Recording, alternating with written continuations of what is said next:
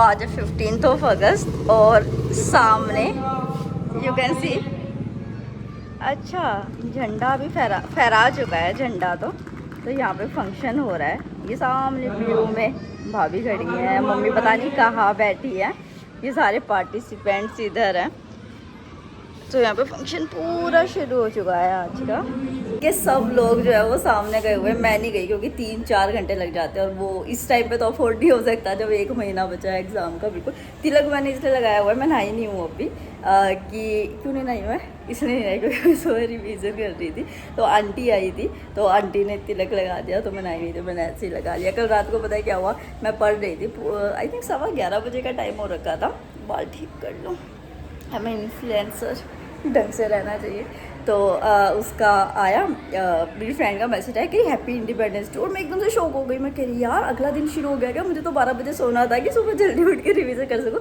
तो मैं कह रही हूँ मैं क्या अभी से क्यों कर रही है, 14 तारीख ही थी। तो फिर कह रही है अरे मैं तो ऐसे विश कर दिया। और उसने एक बात कही कि भगवान करे तेरे को ना अगले साल आज़ादी मिल जाए पढ़ाई से। लिटरली मैं यही सोची थी। ये तिलक है कुछ देर पहले कि जो है मैं जब कल ब्लॉग बनाऊंगी ना तो मैं यही कहूँगी कि हैप्पी इंडिपेंडेंस डे और विश कर दे कि हमें भी अगले साल पढ़ाई से आज़ादी मिल जाए। और वही बात उसने रिपीट कर दी। तो फिर वो कह रही देख ले हमारी कितनी वाइब्स मैच होती है। बट यार पढ़ाई से आज़ादी तो कभी नहीं मिल सकती, पढ़ाई से तो मिल सकती है बट जो नॉलेज गेन होती है उससे कभी नहीं मिलनी चाहिए आज़ादी। क्योंकि सारी ज़िंदगी सीखना चाहिए तभी इंसान अच्छा बन सकता है, वरना उसके अंदर घमंड आ जाता है कि मुझे सब कुछ पता है। और वो घमंड कभी नहीं आना चाहिए। हमेशा इंसान को सोचना चाहिए कि मुझे बहुत कम पता है, मुझे अभी और जाना है और अपनी जो इम्प्रूवमेंट है उसके लिए हमेशा स्टेप्स लेते रहना चाहिए। तो ज्ञान खत्म, हैप्पी इंडिपेंडेंस डे अगेन। वहाँ फंक्शन उनका हो रहा है, हम चलते हैं नहाते हैं और उसके साथ फिर अपने आगे के स्लॉट्स को शुरू करते हैं। तो यहाँ पे मैं अपना सेकंड या थर्ड स्लॉट जो है वो शुरू करने जा रही थी। मुझे याद नहीं है कि कौन सा था क्योंकि बहुत दिन हो चुके हैं ना रिकॉर्ड हुए। बट मैं यहाँ पे हिस्ट्री का रिवाइज कर रही थी। तो ये देखो अभी मेरा मेंस है, फिर मेरा जो है वो नेक्स्ट मंथ यूपी पीसीएस का प्री है और 70th बीपीएससी प्रीलिम्स की भी डेट आ गई है। तो आप लोग जैसे मुझसे कमेंट सेक्शन में कई बार पूछते भी ना तैयारी कहाँ से करें, तो एक सोर्स बता रही हूँ। 70th या 71st बीपीएससी या यूपी पीसीएस 2024 या 25 की तैयारी कर रहे हैं तो PW BPSC and UP PCS वाला जो है वो आपके लिए इंपॉर्टेंट बैचेस लेके आए। जैसे सक्षम 71st बीपीएससी एंड प्रथम बैच इंग्लिश हिंदी लैंग्वेज में आपको 4999 में मिलते हैं इंस्टीट्यूट ऑफ 9999। वहीं पे आक्रोश और ऊर्जा बैच आपको इंग्लिश हिंदी लैंग्वेज में 70th बीपीएससी के लिए 1599 के अमाउंट में मिलते हैं। यूनिटी एंड यशस्वी बैच जो है इंग्लिश हिंदी लैंग्वेज में 70th बीपीएससी के लिए 3999 के अमाउंट में मिलता है। वहीं पे निर्वाण Bihar special batch bilingual language में 70th बीपीएससी प्रीलिम्स के लिए 699 में, निर्णायक एमसीक्यू स्पेशल बैच भी 699 में और निपुण 70th BPSC prelims rapid revision batch जो है वो आपको 1199 में मिलेगा इंस्टीट्यूट ऑफ 5999। वहीं पे अगर यूपी पीसीएस की बात कर ले तो सक्षम 3.0 और जो उसी के साथ प्रथम 2.0 यूपी पीसीएससी बैच जो है फाउंडेशन हिंदी और इंग्लिश में आपको 4999 में मिलता है। यूनिटी बैच आपको इंटीग्रेटेड बैच इंग्लिश में 3399 में, संयुक्त 2.0 बैच जो है और ARO प्लस 2023 का जो प्रीलियम्स है वो 1999 में। और अगर आप यूपी पीसीएस 2024 की प्रीलियम्स और RO का प्रीलियम्स का टेस्ट सीरीज कॉम्बो लेते हैं तो आपको 9999 में मिल जाता है। और उस पर अगर आप मेरा कूपन कोड लगाते हैं TS500 तो आपको और डिस्काउंट मिल जाता है। और क्या चाहिए यार, इतने कम रेट्स पे भी आपको डिस्काउंट और मिल रहा है। तो सारे लिंक डिस्क्रिप्शन बॉक्स में यू कैन चेकआउट। उसके बाद जो है वो मैं अपनी रिवीजन कर रही थी। हाँ मैं अब तक भी नहीं नही थी क्योंकि जो है ये क्या चल गया एकदम से। एक सेकेंड, वैसे भी क्या ही हुआ, मतलब मेरे पास टैब था और कोई शॉर्ट्स अपने आप चली है और शॉर्ट्स चल के गाना चल गया और मैं उसको बंद करने की कोशिश कर रही हूँ, स्क्रीन ऑफ कर दिया फिर भी नहीं हो रहा है। मतलब सारे ब्लेंडर्स मेरे साथ ही होते हैं, कई बार तो मैं ऐसे सोचती हूँ। बट आजकल मैं इतना चिल आउट हो गई हूँ ना चीज़ों को लेके, इतना मतलब मुझे फ़र्क ही नहीं पड़ता यार चीज़ों से। मतलब कोई चीज़ हो भी रही है ना, एक बार मैं ऐसे देखूँगी अच्छा ऐसे हो गया और फिर आई वाज लाइक ऐसे कि ठीक है हो गया। मतलब ये ना अलग ही टाइप की शांति मैं फील कर रही हूँ। और उसका सारा के सारा श्रेय मेरे राधा कृष्ण को जाता है कि उन्होंने ही मेरे अंदर ये सब कुछ डाला है। मैं तो इतनी निकम्मी थी, इतनी एग्रेसिव गुस्से वाली लड़की थी ना, तो मतलब मेरे में जो सारे चेंजेस आ रहे हैं वो खुद आ रहे हैं। फिर मैं बनाना और चाय लेके बैठ जाती हूँ क्योंकि बहुत सही रहता है। और यहाँ पे मैं इकोनॉमी की अपनी रिवीजन कर रही हूँ। तो मैंने बनाना और चाय इसलिए ली क्योंकि इससे एकदम से आपको एनर्जी मिल जाती है, उसके साथ आपको हैवी नहीं फ़ील होता। हालाँकि ऐसा नहीं है कि वैसे मैं कोशिश करती हूँ कि मैं लाइट से लाइट फूड लूँ। कल ही मैंने छोले भटूरे खाए और मम्मी से खूब डाँट भी खाई है उसके साथ। मम्मी वाज़ लाइक कि एग्ज़ाम इतने पास है, अब क्यों खा रही है इसको? पर होता है ना कई बार कि देखो हम ना इतने लोग, हमारी बुद्धि इतनी भ्रष्ट हो चुकी है ना कि हम अच्छाई करते-करते भी, अच्छी चीज़ें करते-करते भी ना हमारा मन ना एक बार हमको भटकाने की कोशिश करता है कि अरे कुछ तो कर लो गलत, कोई बात नहीं। तो वैसे ज़िंदगी में तो मैंने अब गलतियाँ करनी छोड़ दी हैं, बट खाने में मैं कर रही हूँ क्योंकि मैं फूडी भी हूँ एक तरीके से। And I love chole bhature और नॉर्थ इंडियन फूड तो मुझे बहुत ज़्यादा पसंद है, स्पेशली इंडियन फूड, मतलब ये कह लो। फिर उसके बाद ना यार देखो फंक्शन ना हो रहा था और बारिश हो गई, बट देखो जब हमारे अंदर देशभक्ति होती है ना और हम पूरे मन से कोई चीज़ करना चाहते हैं तो भगवान भी हमारा साथ देते हैं। फंक्शन बिल्कुल ख़त्म हो गया था तब बारिश शुरू हुई थी, तो मुझे अच्छा लग रहा था कि चलो बच्चों की मेहनत ख़राब नहीं हुई। और उसी के साथ ना एक इंसिडेंट और हुआ। पता है क्या होता है, जब हम बड़े हो जाते हैं ना हम उसी देश को भूल जाते हैं जिसमें हम पले बड़े थे, जिसका हमने खाया पिया था, और हमने उनके लिए, उस देश के लिए कुछ भी नहीं किया होता सिवा, और हम उस देश को गाली देने लग जाते, क्रिटिसाइज करना शुरू कर देते हैं। पर इस बच्चे को देखिए, इसके अंदर प्योर इमोशन, ये बारिश में भी तिरंगा फहरा रहा है। तो ये इमोशंस ना हमेशा अपने अंदर रखने चाहिए, चाहे हम कितने बड़े हो जाए। हमारे देश से बड़ा हमारे लिए कुछ नहीं होता। और अगर हम देश के लिए कुछ कर नहीं सकते ना तो कम से कम उसकी बुराई भी नहीं करनी चाहिए, क्योंकि आप उसके लायक नहीं होते हो। तो देश के लिए हमेशा तैयार रहना चाहिए कुछ भी करने के लिए।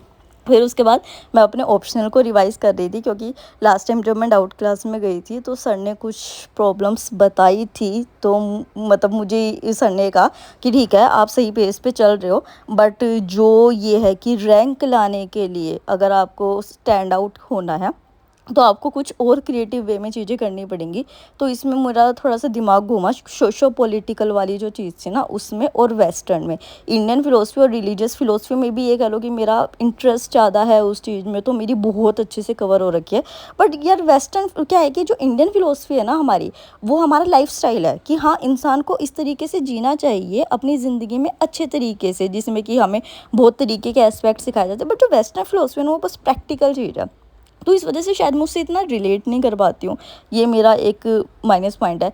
फिर मैं यहाँ पे एडिटोरियल करने बैठी थी और यहाँ पे आईएनए पीडब्ल्यू ओनली है, इस पे आईएनए ट्रायल्स से रिलेटेड एक बहुत बड़ी आर्टिकल आ रखा था कि कैसे आईएनए ट्रायल्स के जस्ट बाद जो है वो एकदम से फ्लिप आया था हमारे फ्रीडम मूवमेंट में, और किस तरीके से फिर ब्रिटिशर्स जो थे उनको सौंपना ही पड़ा था, मतलब हमारी जो आज़ादी थी हमको वो सौंपनी ही पड़ी थी।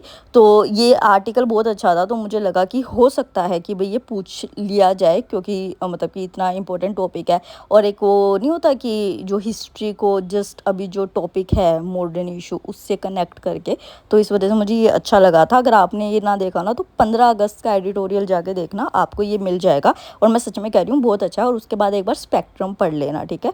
या फिर उसके साथ एक वो जो मैंने दिशा पब्लिकेशन की बुक दिखाई थी ना आपको, आईएएस अनिरुद्ध यादव के नोट्स की, उसमें भी यार बहुत अच्छे तरीके से दे रखा है। वो भी मैंने आज की थी, वो मैं आप लोगों के साथ मतलब शेयर कर दूंगी।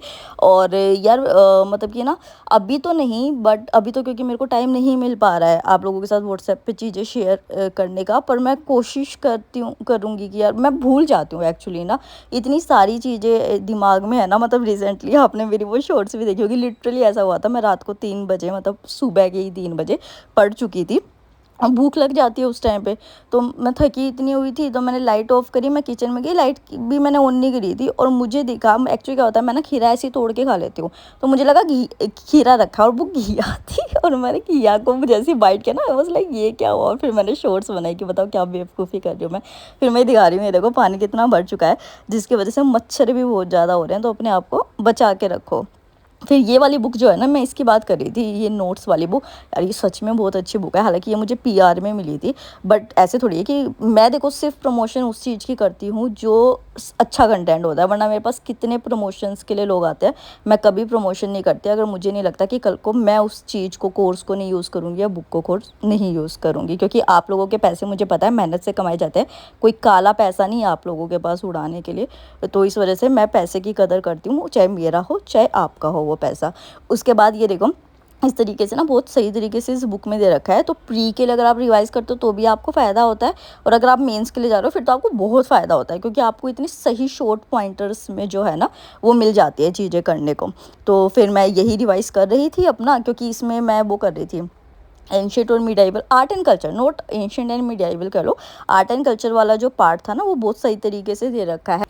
उसके बाद मैं टेरेस पे वॉक करने आ गई थी। मैं ना शाम को चाहे तो 1 घंटा वर्कआउट या 30 मिनट्स टू 45 मिनट्स जो हैं वो वॉक ज़रूर करती हूँ, क्योंकि जैसे मैं बाहर जाती हूँ ना, मैंने आप लोगों के साथ पता नहीं वो वीडियो शेयर की है या नहीं की है, बट जो है ना मेरे को थकान बहुत ज़्यादा होती है, तो क्योंकि मैं घर में रह रही हूँ ना अभी, तो जिस वजह से मैं ये नहीं चाहती कि वो जो 5 दिन मेंस के ना उसमें कोई भी मुझे दिक्कत आए, इस वजह से कि क्योंकि मेरे को बाहर आने जाने की प्रैक्टिस नहीं रही, तो इस वजह से अपनी फिजिकल स्ट्रेंथ बढ़ाने के लिए मैं वो डेली करती हूँ फिजिकल वर्कआउट। फिर उसके बाद देखो ये वाला जो टॉपिक है ना, role of human and women's organization, ancient India में क्या था, मिडाइवल इंडिया में क्या था, फिर ब्रिटिश रूल में क्या था, आज क्या टाइम है, तो ये वाले नोट्स जो ना ये मैं आपके साथ व्हाट्सएप चैनल पर शेयर कर दूँगी, क्योंकि बहुत इंपॉर्टेंट है कि आपके GS1 में भी बहुत काम आएंगे। आप बहुत अच्छा ऐसे इससे लिख सकते हो। उसी के साथ जो है मतलब कि यूपीएससी का तो नहीं, बट जो स्टेट पीसीएस होते हैं ना उसमें तो डायरेक्ट ऐसे के टॉपिक्स आते हैं, तो उसमें तो ये आपको बहुत फ़ायदे की चीज़ वाली होने वाली है। इसके नोट्स मैं व्हाट्सएप चैनल पे अपने शेयर कर दूंगी, तो आपको बहुत अच्छे तरीके से मिल जाएगा वहाँ पे, और उसका लिंक डिस्क्रिप्शन बॉक्स में दे दूँगी मैं व्हाट्सएप चैनल का। कई लोग कहते हैं कि नहीं मिल पाता, तो यार आई डोंट नो क्या इशू है, और मैं अभी उस पर वर्क भी नहीं कर सकती हूँ। तो चलो यही आज का व्लॉग था। बाय, टेक केयर, सब्सक्राइब करना, लाइक करना, शेयर करना, बाय बाय।